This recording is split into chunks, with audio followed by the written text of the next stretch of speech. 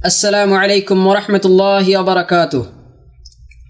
الحمد لله وحده والصلاة والسلام على من لا نبي بعده أما بعد. সম্মানিত শ্ৰোতা মণ্ডলী, আজি আমাৰ বিষয়বস্তু হৈছে সঠিক ধৰ্মবিশ্বাস আৰু ইয়াৰ পৰিপন্থী বিষয়। সকলো ধৰণৰ প্ৰশংসা একমাত্ৰ আল্লাহৰ বাবে। দৰুদ আৰু সালাম বৰ্ষিত হোক আমাৰ সেই অন্তিম নবীৰ ওপৰত, যাৰ পিছত আন কোনো নবী অহাৰ সম্ভাৱনা নাই। যেহেতু সঠিক ধৰ্মবিশ্বাসেই হৈছে ইছলাম ধৰ্মৰ মূল উপাদান আৰু মিল্লাতে ইছলামিয়াৰ প্ৰধান ভিত্তি, সেয়ে ইয়াক আজিৰ আলোচ্য বিষয়ৰূপে গ্ৰহণ কৰাৰ সিদ্ধান্ত ল'লোঁ। কোৰাণ আৰু সহিহ হাদিছত বৰ্ণিত চৰিত্ৰী প্ৰমাণাদিৰ দ্বাৰা এই কথা সুস্পষ্টৰূপে পৰিজ্ঞাত যে যাৱতীয় কথা বতৰা আৰু কাৰ্যৱলী কেৱল তেতিয়াইহে আল্লাহ তাআলাৰ ওচৰত সঠিক বুলি স্বীকৃতি ও গৃহীত হয় যেতিয়া সেইটো বিশুদ্ধ আকীদা অৰ্থাৎ সঠিক ধৰ্মবিশ্বাসৰ আধাৰত সম্পাদিত কৰা হয়। আৰু যদি আকীদা বিশুদ্ধ নহয়, তেন্তে এনে আকীদাৰ ভিত্তিত সম্পাদিত কৰা যাৱতীয় আমল অগ্ৰহণযোগ্য হয়।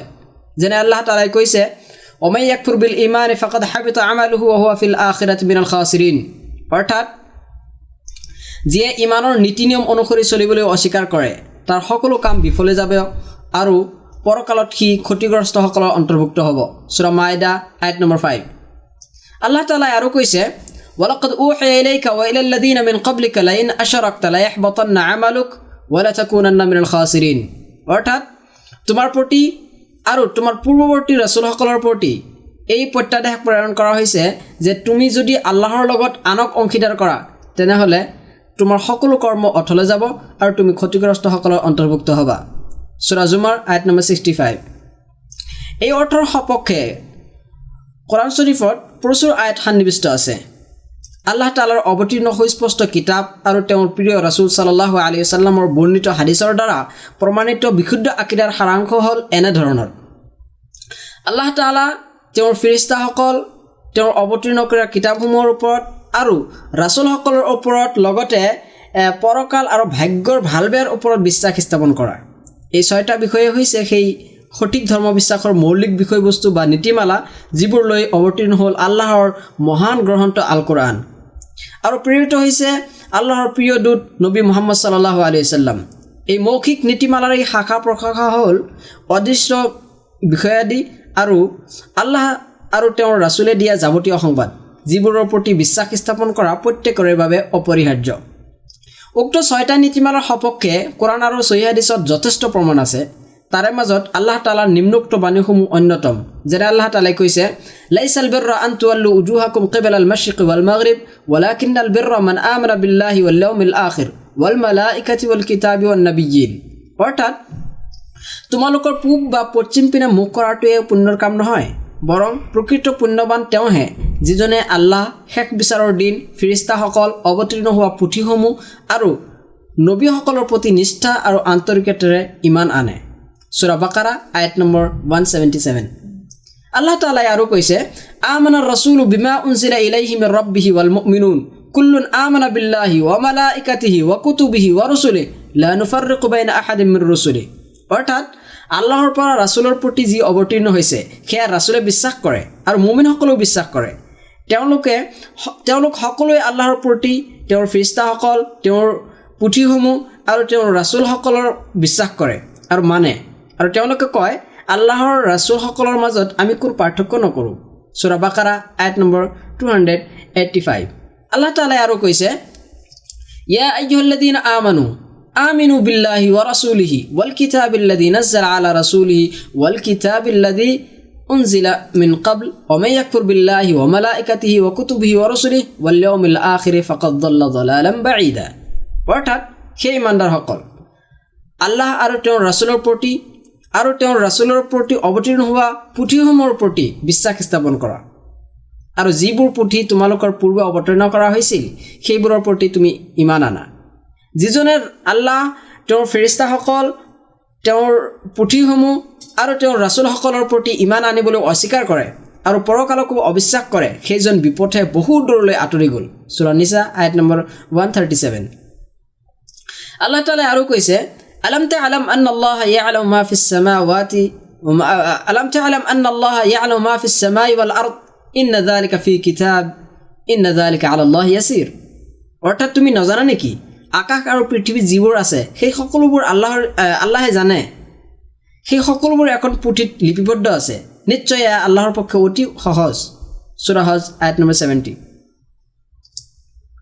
উপৰোক্ত নীতিমালাৰ সপক্ষে সহিহ হাদিছৰ সংখ্যা প্ৰচুৰ তাৰ মাজত সেই প্ৰসিদ্ধ সহিহ হাদিছটো বিশেষভাৱে উল্লেখযোগ্য যেটো ইমাম মুছলিম ৰাহিমাহুল্লাহ তেওঁৰ কিতাপ সহিহ মুছলিম শৰীফত হযৰতে উমৰ ৰাদিয়াল্লাহু তাআলা আনহুৰ পৰা বৰ্ণনা কৰিছে উক্ত হাদিছত আছে যে জিবৰিল আলাইহিস সালাতু ওয়াসসালাম যেতিয়া নবী সাল্লাল্লাহু আলাইহি সাল্লামক ইমান সম্পৰ্কে প্ৰশ্ন কৰিছিল তেতিয়া তেখেত সাল্লাল্লাহু আলাইহি সাল্লামে উত্তৰত কৈছিল ইমান হৈছে তুমি আল্লাহ তাআলাৰ প্ৰতি তেওঁৰ ফেৰেশতাসকলৰ প্ৰতি কিতাপসমূহৰ প্ৰতি আৰু ৰাসূলসকলৰ প্ৰতি লগতে পৰকালৰ প্ৰতি বিশ্বাস স্থাপন কৰা আৰু এই কথাত আস্থা ৰাখিবা যে ভাগ্যৰ মংগল অমংগল আল্লাহৰ তৰফৰ পৰা নিৰ্ধাৰিত উক্ত হাদিছটো ইমাম বুখাৰী ৰাহিমাহুল্লাহ আৰু ইমাম মুছলিম ৰাহিমাহুল্লাহ উভয়ে হযৰতে আবু হুৰাইৰা ৰাদিয়াল্লাহু তাআলা আনহুৰ পৰা বৰ্ণনা কৰিছে উল্লেখযোগ্য যে আল্লাহ তাআলা সম্পৰ্কে আৰু পৰকাল সংক্ৰান্ত যাৱতীয় অন্যান্য অদৃশ্য বিষয়াদি যাৰ প্ৰতি প্ৰত্যেক মুছলমানৰ আস্থাবান হোৱা একান্ত অপৰিহাৰ্য সেই সকলোবোৰ উক্ত ছয়টা নীতিমালাৰ শাখা প্ৰশাখা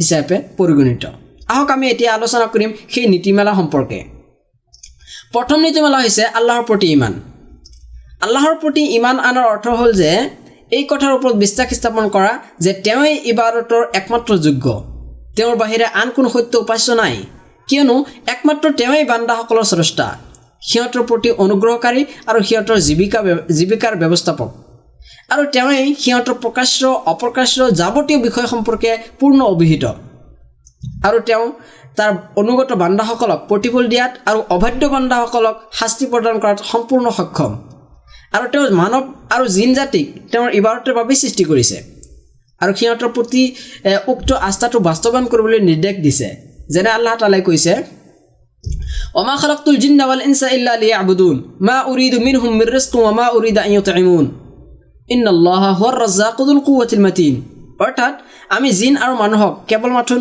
মোৰহে উপাসনা কৰিবলৈ সৃষ্টি কৰিছো মই সিহঁতৰ পৰা জীৱিকা নিবিচাৰো আৰু মোৰ এইটো প্ৰয়োজন নাই যে সিহঁতে মোৰ বাবে আহাৰ যোগান ধৰক সূৰা জাৰিয়াত আয়াত নম্বৰ 56-57 আল্লাহ তাআলা আৰু কৈছে ইয়া আইয়ুহান নাসু উবুদু ৰাব্বাকুমুল্লাযী খালাকাকুম ওয়াল্লাযীনা মিন ক্বাবলিকুম লাআল্লাকুম তাত্তাকুন আল্লাযী জাআলা লাকুমুল আরদা ফিরাশা ওয়াস সামাআ বিনাআ ওয়া আনজালা মিনাস সামা'i মাআন فأخرج به من الثمرات رزقا لكم فلا تجعلوا لله أندادا وأنتم تعلمون অৰ্থাৎ হে মানৱ জাতি তোমালোকৰ প্ৰভুৰ উপাসনা কৰা যিজনে তোমালোকক আৰু তোমালোকৰ পূৰ্বৱৰ্তী সকলো মানুহকে সৃষ্টি কৰিছে যাতে তোমালোকে ৰক্ষা পাব পাৰা তেওঁই তোমালোকৰ বাবে পৃথিৱীখনক সজ্জা কৰি দিছে আকাশখনক চাল কৰি দিছে আৰু তাৰ পৰা পানী বৰখাইছে আৰু সেই পানীৰে নানাবিধ ফলমূল উৎপাদন কৰিছে তোমালোকৰ বাবে খাদ্যৰ যোগান ধৰিছে এই কথাবিলাক যিহেতু তোমালোকে নিশ্চিতভাৱে জানা গতিকে তোমালোকে আন কাকো আল্লাহৰ সমকক্ষ বুলি মানি নলবা সূৰা বাকাৰা আয়াত নম্বৰ 21-22 এই সত্যক স্পষ্ট কৰি দাঙি দিয়াৰ বাবে আৰু ইয়াৰ প্ৰতি আহ্বান কৰি ইয়াৰ পৰিপন্থী বিষয়ৰ পৰা সতৰ্ক কৰাৰ উদ্দেশ্যে আল্লাহ তাআলাই যুগে যুগে বহু নবী আৰু ৰাসূল প্ৰেৰণ কৰিছে আৰু কিতাপসমূহ অৱতীৰ্ণ কৰিছে যেনে আল্লাহ তাআলাই কৈছে ওয়ালাকাদ বাআথনা ফি কুল্লি উম্মাতিন ৰাসূলান আন ইবুদুল্লাহ ওয়াজতানিবুত তাগুত অৰ্থাৎ নিশ্চয় আমি প্ৰত্যেক জাতিলৈ একোজন কৰি ৰাসূল পঠাইছিলোঁ আৰু তেওঁলোকৰ জৰিয়তে আমি সকলোকে সতৰ্ক কৰি দিছিলোঁ যে আল্লাহৰ উপাসনা কৰা আৰু তাগুতক পৰিহাৰ কৰা সূৰা নাহল আয়াত নম্বৰ 36 আল্লাহ তাআলা আৰু কৈছে ওমা আরসালনা মিন ক্বাবলিকা মির রাসূলিন ইল্লা নূহি ইলাইহি আন্নাহু লা ইলাহা ইল্লা আনা ফা'বুদুন অৰ্থাৎ তোমাৰ পূৰ্বে আমি যিসকল ৰাসূল পঠাইছিলোঁ তেওঁলোককো একে প্ৰত্যাদেশ দিছিলোঁ যে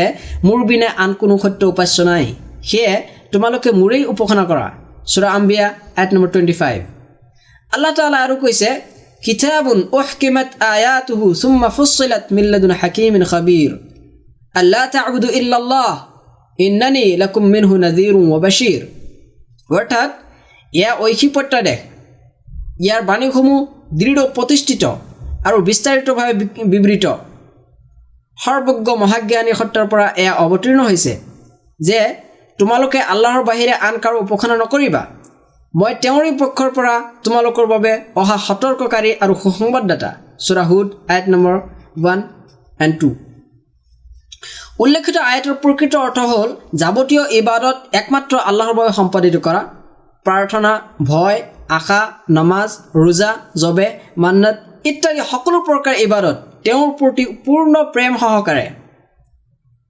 তেওঁৰ মহত্বৰ সন্মুখত সুস্থ মগজুৰে, পুণ্যৰ আশাত, শ্ৰদ্ধাপূৰ্ণ ভয় আৰু পূৰ্ণ বশ্যতা সহকাৰে সম্পাদন কৰা। পবিত্ৰ কোৰাণত অধিকাংশ আয়াত এই মহান মৌলিক নীতিমালা সম্পৰ্কে অৱতীৰ্ণ হৈছে। যেনে আল্লাহ তাআলাই কৈছে, ফা'বুদিল্লাহ মুখলিছান লাহুদ্দিন আলা লিল্লাহি দ্বীনুল খালিছ, অৰ্থাৎ এতেকে তুমি আল্লাহৰ আনুগত্যত বিশুদ্ধ চিত্তে তেওঁৰেই উপাসনা কৰা। জানি থোৱা, বিশুদ্ধ আন্তৰিক উপাসনা কেৱল আল্লাহৰেই বাবে প্ৰাপ্য। সূৰা জুমাৰ আয়াত নম্বৰ 2 and 3। আল্লাহ তাআলা আৰু কৈছে, ওয়াকাযা ৰাব্বুকা আল্লা তা'বুদু ইল্লা ইয়্যাহ, অৰ্থাৎ তোমাৰ প্ৰভুৱে আদেশ দিছে যে তেওঁৰ বাহিৰে আন কাৰো উপাসনা নকৰিবা। সূৰা বানী ইছৰাইল আয়াত নম্বৰ 23। মহান আল্লাহ তাআলাই আৰু কৈছে, ফাদউল্লাহ মুখলিছান লাহুদ্দিন ওয়ালাউ কাৰিহাল কাফিৰুন, অৰ্থাৎ সেয়ে আল্লাহৰ আনুগত্যত বিশুদ্ধ চিত্তে তেওঁকহে প্ৰাৰ্থনা কৰা। এই কথাত অবিশ্বাসকাৰীবিলাকে যিমানেই বেয়া নাপাওক কিয়। সূৰা মুমিন আয়াত নম্বৰ 18।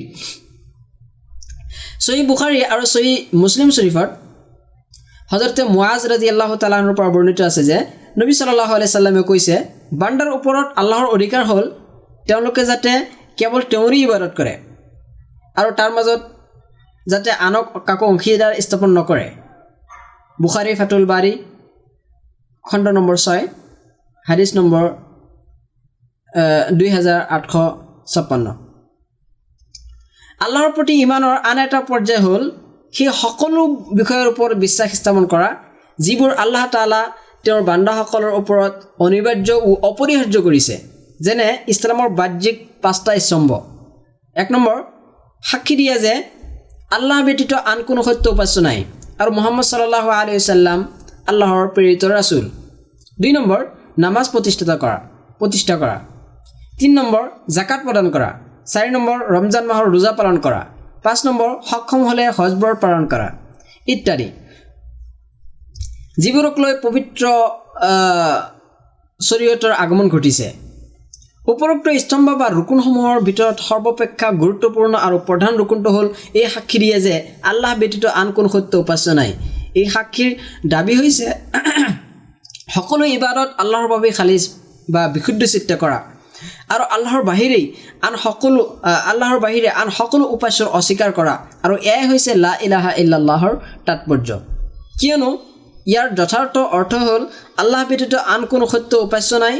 গতিকে তেওঁৰ বাহিৰে যিবোৰৰ ইবাদত কৰা হয় সি মানৱ হওক বা ফিৰিস্তা, জিন হওক বা আন কোনো, সকলো অসত্য। সত্য উপাস্য একমাত্ৰ আল্লাহ তাআলা। যেনে আল্লাহ তাআলাই কৈছে, যালিকা বিআন্নাল্লাহা হুৱাল হক ওয়া আন্না মা ইয়াদউনা মিন দুনিহি হুৱাল বাতিল, অৰ্থাৎ এয়া এই কাৰণেই যে আল্লাহ পৰম সত্য আৰু সিহঁতে তেওঁৰ বাহিৰে আন যিবোৰক মাতে সেই সকলোবোৰেই হ'ল অসত্য। সূৰা হজ আয়াত নম্বৰ 62। ইতিপূৰ্বে কোৱা হৈছে যে আল্লাহ তাআলা এই যথাৰ্থ মৌলিক বিষয়ৰ উদ্দেশ্যে মানৱ আৰু জিন জাতিক সৃষ্টি কৰিছে আৰু এয়া বাস্তৱায়ন কৰাৰ নিৰ্দেশো দিছে। এইবাবেই আল্লাহ তাআলা তেওঁৰ ৰাছুলসকলক প্ৰেৰণ কৰিছে আৰু অৱতীৰ্ণ কৰিছে তেওঁৰ নিজ পবিত্ৰ কিতাপসমূহ। এতেকে সেই পাঠকবৃন্দ, এতেকে সেই শ্ৰোতামণ্ডলী, বিষয়টো ভালকৈ ভাবি চাওক আৰু এই বিষয়ে গভীৰভাৱে চিন্তা কৰক। আপুনি নিশ্চয় স্পষ্টকৈ বুজিব পাৰিব যে অধিকাংশ মুছলমান উক্ত গুৰুত্বপূৰ্ণ নীতি সম্পৰ্কে অজ্ঞতাৰ মাজত অপতিত হৈছে।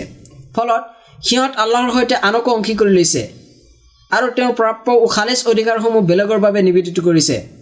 এই বিশ্বাস আল্লাহৰ প্ৰতি ইমানৰ অন্তৰ্ভুক্ত যে তেওঁই সমূহ জগতৰ সৃষ্টিকৰ্তা, সিহঁতৰ যাৱতীয় বিষয়ৰ ব্যৱস্থাপক আৰু আল্লাহ তাআলাৰ যেনে ইচ্ছা তেনে নিজ জ্ঞান আৰু ক্ষমতাৰ জৰিয়তে সিহঁতক নিয়ন্ত্ৰণ কৰে।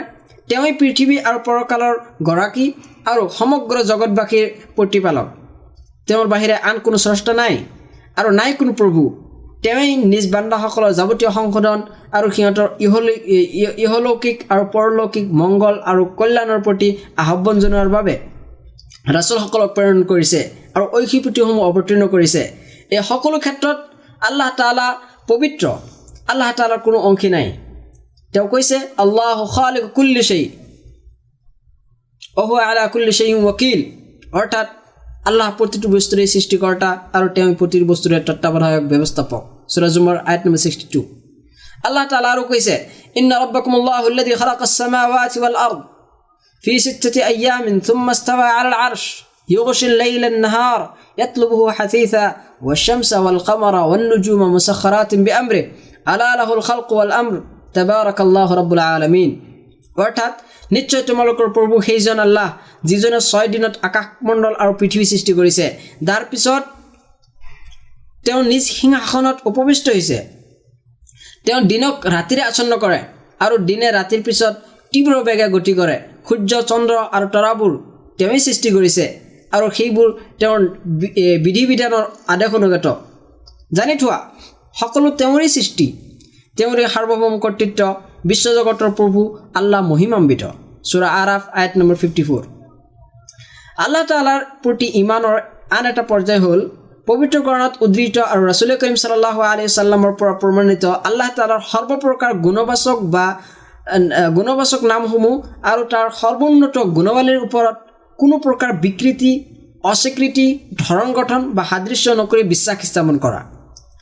এইবোৰ যেনেকৈ উদ্ধৃত হৈছে ঠিক তেনেকৈ কোনো ধৰণ গঠন নিৰ্ণয় নকৰি তাৰ মহান অৰ্থগত দিশসমূহৰ ওপৰত অৱশ্যই বিশ্বাস স্থাপন কৰিব লাগিব, কিয়নো এইবোৰ আল্লাহ তাআলাৰ সেইসমূহ গুণাৱলী যিবোৰৰ দ্বাৰা কোনো সৃষ্টিৰ সৈতে সাদৃশ্য আৰোপ নকৰি যথাযথভাৱে তেওঁক বিকশিত কৰিব লাগিব। আল্লাহ তাআলাই আৰু কৈছে লাইছা কামিথলিহি শাইউন ওয়া হুৱাছ সামিউল বাছিৰ, অৰ্থাৎ বিশ্বজগতৰ একোৱে তেওঁৰ লগত উদাহৰণ নাখাটে, তেওঁ সৰ্বশ্ৰোতা সৰ্বদ্ৰষ্টা। সূৰা শুৰা আয়াত নম্বৰ 11। আল্লাহ তাআলা আৰু কৈছে ফালা তাদৰিবু লিল্লাহিল আমছাল ইন্নাল্লাহা ইয়ালামু ওয়া আনতুম লা তা'লামুন, অৰ্থাৎ সেয়ে তোমালোকে আল্লাহৰ লগত আন কাৰোবাক তুলনা কৰি দৃষ্টান্ত নিদিবা, নিশ্চয় আল্লাহ তাআলা জানে আৰু তোমালোকে নাজানা। সূৰা নহল আয়াত নম্বৰ 74।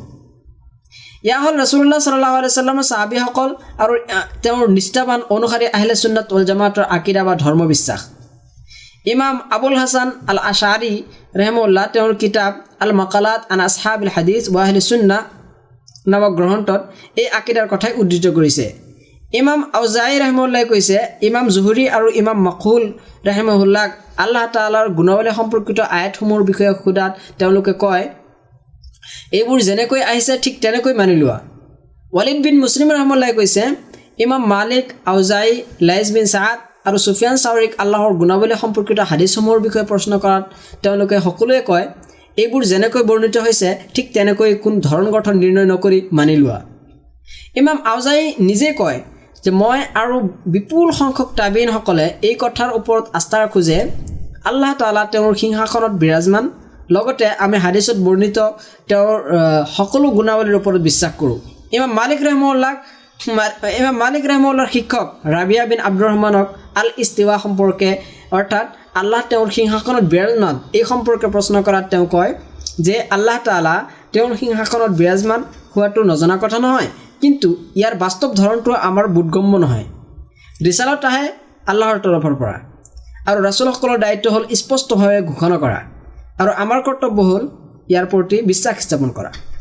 ইমাম মালিক ৰাহিমাহুল্লাহ আল ইস্তাৱা সম্পৰ্কে কৈছে আল ইস্তাৱা মালুমুন ওয়াল কাইফু মাজহুৰুন ওয়াল ঈমানু বিহি ওয়াজিব ওয়াস সুআলু আনহু বিদআ, অৰ্থাৎ আল্লাহ তাআলা যে সমাসীন ইয়া পৰিজ্ঞাত, কিন্তু ইয়াৰ বাস্তৱ ধৰণ অজ্ঞাত, ইয়াৰ ওপৰত বিশ্বাস স্থাপন কৰা একান্ত অপৰিহাৰ্য আৰু এই সম্পৰ্কে প্ৰশ্ন কৰা বিদাত।